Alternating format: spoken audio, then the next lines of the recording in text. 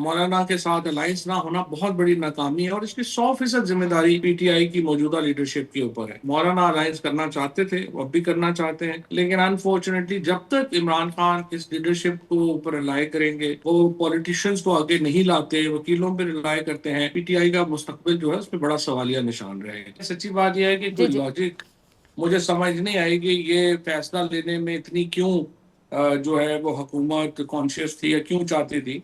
हम्म क्योंकि देखिए ना, आपने इसके बगैर भी 26वीं तरमीम करवा ली थी। हम्म अब आपने ये फैसला करके जो पार्लियामेंट की, सुप्रीम कोर्ट की जो रई से साख थी वो भी खत्म हम्म करवा दी। उसका हम्म कोई फायदा भी नहीं हुआ।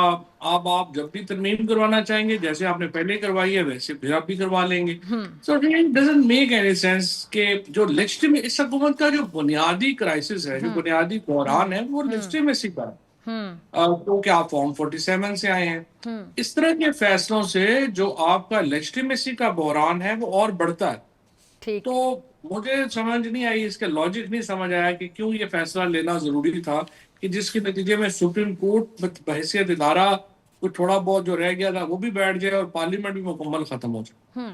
अच्छा फवाद, मुझे चीज़ समझ नहीं आती है कि एक चीज़ तो बड़ी, क्योंकि आप तो वकालत भी आपने पढ़ी हुई है, सीनियर सियासतदान भी हैं और मुख्तलिफ अदवार में आपने मुख्तलिफ जो मिनिस्ट्रीज़ हैं वो भी संभाली हैं। ये चीज़ समझ नहीं आती कि जब एक चीज़ कैटेगोरिकली बड़ी क्लियर है, एक होता है ना ग्रे, एक होता है ब्लैक एंड वाइट, बड़ा क्लियर है, और कानून में तो जो चीज़ लिखी होती है वो बड़ी क्लियर होती है, उसमें कोई किसी किस्म की बहस में जाने की ज़रूरत नहीं होती। जब ये बात पता है कि नजर सानी वही बेंच करेगा जिसने नजर अव्वल की हो, तो फिर इस पे बहस क्यों छिड़ी? इस पे बहस इसलिए चढ़ी कि उन्होंने बेंच ही बदल दिया। तो क्यों बदला ये ना, ये तो मेरा सवाल है। जब ये क्लियर है कि नजर सानी वही करेगा जिसने फैसला दिया। जब एक्सेसिव पावर होती है ना तो फिर हम्म पता नहीं चलता कि रुकना कहाँ है। हम्म और ये एक बड़ा प्राइमरी प्रॉब्लम होता है ताकत के साथ। हम्म तो यहाँ पे भी चूंकि एक्सेसिव पावर है इस वक्त, हम्म वो मेरा जैसा मैं अर्ज कर रहा हूँ कि मेरी नजर में तो इस फैसले की जरूरत ही नहीं थी। आपने जब अमेंडमेंट करवानी थी आपने वैसे ही करवा लेनी थी, लेकिन हम्म बहरहाल उसके इस्तेमाल से और ये जो सुप्रीम कोर्ट की जो सारा हैयत नौयत, उसका जो सारा एक स्ट्रक्चर है, वो जिस तरह मुतासर हुआ इस सारे कजिए में, इस सारे मामले में, वो उसके बाद जाहिर है कि इस सिस्टम को बहुत और नुकसान पहुंचा। ठीक है, चलें आगे चलते हैं। अब इसके बाद जो मखसूस नशस्तों का फैसला है, उसके बाद जो केपी के गवर्नमेंट है उसमें बड़ी तब्दीली की बाज़गत सुनाई दे रही है, और प्राइम मिनिस्टर साहब की गवर्नर केपी के कुंडली साहब से मुलाकात भी हुई है, और इस मुलाकात में जाहिर बात है बहुत सी बातें ज़ेर गौर आई, डिस्कशन हुई, बहुत सी खबरें भी सामने आ रही हैं। आपका जहन क्या कहता है, मामला किस तरफ जाते हुए आपको दिखाई देते हैं? फौरी तौर के ऊपर तो मेरे नहीं ख्याल कि केपी हुकूमत में कोई तब्दीली आएगी या आ सकती है। जी। लेकिन इशू ये है कि देखिए, अगर मैं पीटीआई जो है वो मैं एडवाइस कर रहा हूँ, जी। तो मेरी नजर में इस वक्त पीटीआई को चाहिए कि मौलाना फजलुर रहमान साहब को अप्रोच करे और मौलाना फजलुर रहमान और पीटीआई मिलकर खैबर पख्तूनख्वा में हुकूमत बनाए। लेकिन ये सबसे एक प्रैक्टिकल जो है वो सोल्यूशन हो सकता है पीटीआई की मुश्किलात का। ठीक है।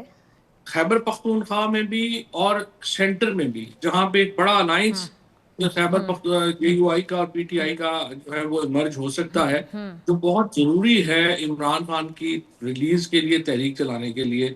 तो मेरा तो यही ख्याल है कि इनको ये करना चाहिए, लेकिन जाहिर है ये करेंगे नहीं। और उसके बाद ये कमजोर तो होते जा रहे हैं, केपी में भी कमजोर तो बहुत होते जा रहे हैं, अपने धड़ेबंदियां ठीक है। जो पुरानी एग्जिस्ट करती हैं। परवेज हाँ। खट्टक साहब के दौर से ही ये धड़ेबंदियां चल रही हैं। और आपको मालूम ही है, आप तो जरा तवील अरसे से सहाफत कर रही हैं, आपने देखा होगा जब खट्टक साहब भी थे तो ग्रुप थे, फिर महमूद खान थे ग्रुप्स थे, अब भी वही ग्रुप्स हैं। पहले इमरान खान थे तो ये था कि एक हद से ज्यादा वो पॉलिटिक्स आगे जा नहीं सकती थी क्योंकि वो फैसला कर देते थे। अब यहाँ चूंकि वैक्यूम है तो हमें ये ग्रुप बंदी ज्यादा नजर आ रही है। ठीक है। वो जो खट्टक साहब थे वो तो वज़ीर दाखिला भी बनना चाहते थे, लेकिन ग्रुप बंदियों की वजह से वज़ीर दाखिला भी नहीं बन सके आज तक। अच्छा, मौलाना साहब भी सदर बनना चाहते थे, नहीं बन सके, तो मौलाना साहब का क्या स्टेक होगा अगर वो के पीटीआई वालों के साथ मिलकर तहरीक चलाएं या स्टैंड लें या गवर्नमेंट बना सकते हैं? आपको लगता है कि ऐसा होगा? क्योंकि इससे पहले भी मौलाना साहब की, असद कैसर साहब की, इन सब की बैक टू बैक बड़ी मुलाकातें होती रहीं, लेकिन फवाद साहब कोई फैसला नहीं हो सका। आखिर होगा क्या? क्योंकि मुझे याद है कि कामरान मुर्तज़ा साहब भी मेरे प्रोग्राम में बड़ा नाराज़ रहे, उनको बड़े गिले शिकवे रहे पीटीआई के कुछ लोगों से, यहाँ तक कि बातें की जाती रहीं ऑफ द रिकॉर्ड भी, फिर टीवी चैनल्स में प्रोग्राम्स में ऑन रिकॉर्ड भी, कि उनको इनकी नीयत पे शक था कि शायद ये विकेट के दोनों तरफ खेल रहे हैं पीटीआई के कुछ लोग।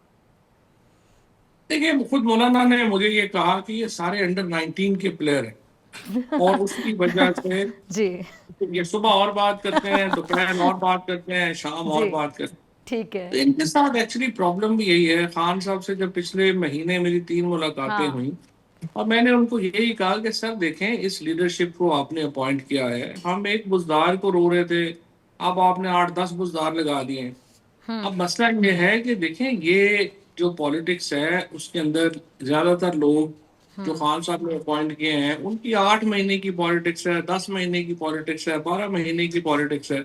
उनको नहीं पता कि क्या होना है, क्या करना है। हाँ ठीक है। तो वो ना ही वो लोगों को जानते हैं कि हाँ जिनसे कोई ताल्लुक बना हो सके, कोई हो ठीक है। सके। उसके नतीजे में ये एक बड़ा ज्यादा आई वुड से कि एक अलमिया जो है वो हो गया है। और इस वक्त जो है वो मेरी नज़र में मौलाना के साथ अलायंस ना होना बहुत बड़ी नाकामी है और इसकी 100% जिम्मेदारी पीटीआई की मौजूदा लीडरशिप के ऊपर है। मौलाना अलायंस करना चाहते थे, वो अब भी करना चाहते हैं, लेकिन अनफॉर्चुनेटली जब तक इमरान खान इस लीडरशिप को ऊपर रिलाय करेंगे, वो पॉलिटिशियंस को आगे नहीं लाते, वकीलों पर रिलाय करते हैं, लेकिन पीटीआई का मुस्तकबिल जो है उस पर बड़ा सवालिया निशान रहेगा। अच्छा, पीटीआई के मुस्तकबिल पे सवालिया निशान पीटीआई खुद भी तो लगाती है ना, कि पीटीआई के जो अंदर के लोग हैं वो भी एक दूसरे पर एतमाद नहीं कर पाते हैं। कोई इसको शक की नज़र से देख रहा है, कोई इसको शुबे की नज़र से देख रहा है, कोई किसी पे यकीन नहीं कर पा रहा होता है, किसी को वज़ीर आला केपीके का किरदार बड़ा मशकूक दिखाई देता है, कोई दूसरे ग्रुप का बंदा वो कहता है ये चीज़ गलत हो रही है। तो एक दूसरे पर जब आप शक करते रह जाएंगे तो जाहिर बात है आपस में इतफाक नहीं होगा, तो क्या आप तहरीक चलाएंगे, क्या मसले का हल निकालेंगे, क्या अडियाला का दरवाज़ा खुलवाएंगे और क्या खान साहब को बाहर निकलवाएंगे। पीटीआई के अंदर के लोग इस तरह की बातें कह देते हैं फवाद साहब के जी पीटीआई में से पता नहीं 1% लोग भी नहीं चाहते कि खान साहब बाहर आए। देखिए, मेरे ख्याल में लोगों नियतों का हाल तो अल्लाह ही जानता है। मैं नियतों की बात, मेरे लिए इशू नहीं है। मुझे ये जो भी आज इमरान खान के साथ खड़े हैं उनकी मैं नियत पे शक नहीं करना चाहता। मेरा ख्याल है लोग होंगे जो पूरी कोशिश कर रहे हैं। बड़ा मुश्किल है इस वक्त पीटीआई की बात करना, ठीक है। उनके साथ खड़ा होना, और आपको पता ही है रोज तमाशा लगा हुआ। हाँ लेकिन एक है साथ खड़ा होना और एक है capacity. The problem is not नियत का, इतना मसला नहीं है, मसला कैपेसिटी का।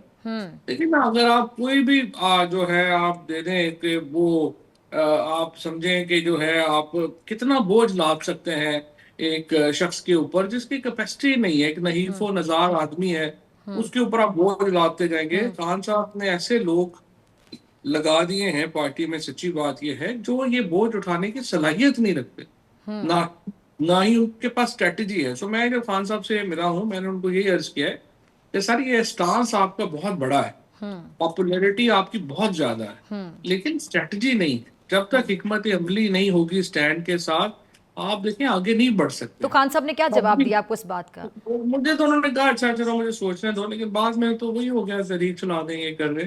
तहरीक जो है ना दी, वो एक बड़ी पॉलिटिकल स्ट्रेटजी का हिस्सा तो हो सकती है, लेकिन वो बजाते खुद कोई स्ट्रेटजी नहीं। सो मेरी नजर में जो इस वक्त पीटीआई का डायलेमा है वो यही है कि उनके पास कोई स्ट्रेटजी नहीं है। और स्ट्रेटजी मेरी नजर में सिर्फ एक ही है, आपने अपोजिशन अलायंस बनाना है, आपने बातचीत करनी है, और उसके साथ साथ आपने तहरीक की भी तैयारी करनी है। ये एक 3 prong स्ट्रेटजी है। लेकिन आपकी गुफ्तगू में से फिर एक सवाल जहन में आता है, मेरे जहन में भी आ रहा होगा, देखने वाले नाजरीन के जहन में भी, कि फवाद साहब आप इतना अरसा रहे इमरान खान साहब के साथ भी, पीटीआई के साथ भी, आखिरी वक्त तक बल्कि आप रहे, तो मुझे बताएं कि स्ट्रैटेजी की आप कमी की बात करें, हिकमत अमली नहीं है या समझ नहीं आ रही। ज़ाहिर बात है लीडर जेल में बैठा है, बाहर कोई जाके क्या बताता है चीज़ें समझ आती हैं, लेकिन अब तहरीक जब चलाई जाएगी तो पहले भी जितनी बार तहरीक का कहा गया ना तो चलाई गई, जितनी बार सड़कों पे आने का कहा गया, जिस तरह ये आते हैं, जिस तरह एहतजाज करते हैं, उसके बाद सोशल मीडिया पर जो बहस चल रही थी वो भी आपके सामने है।